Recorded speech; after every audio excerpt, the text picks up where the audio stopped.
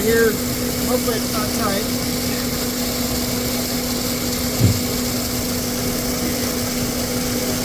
Yep.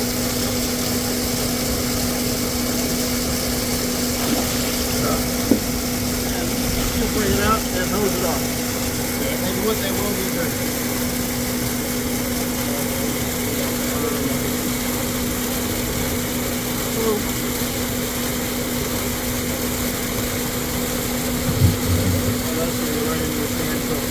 If you wanted to drain it,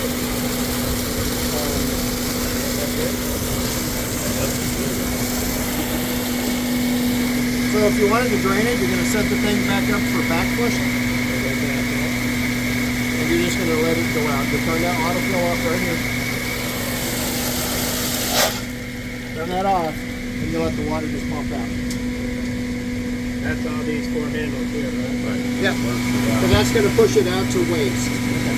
Yeah. And that's where, when you go to do that, you're going to turn this one on. Turn that one off. That was full of air, that's why you just lost prime. That sounds off. And now the water's coming up. You take a second. And now what you're doing is you're pulling from the very bottom of the tank. So do you want to empty it right now? To see how you're doing? Sure. We'll have to fill the tank back up to run it. Yeah. Alright, so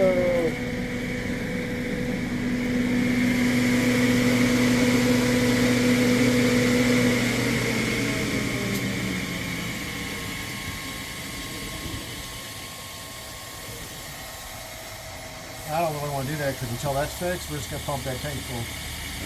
You probably should wait. But at least we know how to do it. Yeah. It's the same thing. You're going to just, and down at the bottom of the tank, I don't know if we can see it, there is a small drop box down in the corner that tank drain goes to. So when it goes to the floor, we also get a piece of 2-inch pipe to put in there.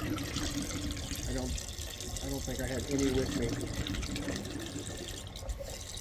That's just, we're going to keep pushing water out to the drain. Okay. Until that gets down flush. The pipe needs to be below this, but above that. Okay.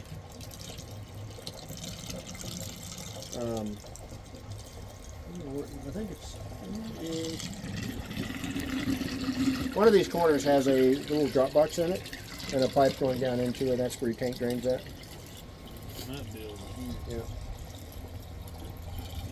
But those filters will. They just don't screw in there. Yep. And those filters are not part of your filtration. Those filters to keep sediment from getting into your valves. All right. Your sand filter does all your filtration. These are simply there to stop trash from going into your electric valves on the discharge. Okay. So that's once a year, you say? To replace them. They need to be cleaned. That's one of those as needed. Yeah. You know when you'll be able to get that guy to change that? Put that. I'll have to call him. I don't know. He's usually pretty responsive, especially on something that's done like this. Okay.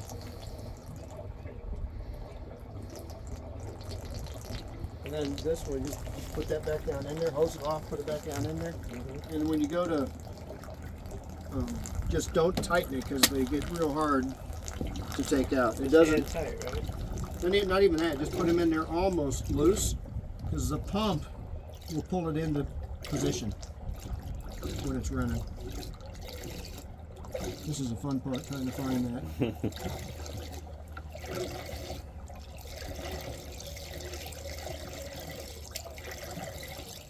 They'll easily over tighten because when they're wet, they're heavy. Right there, just see, I'm back off. Just let it be loose because when the pump comes on, it'll suck it in.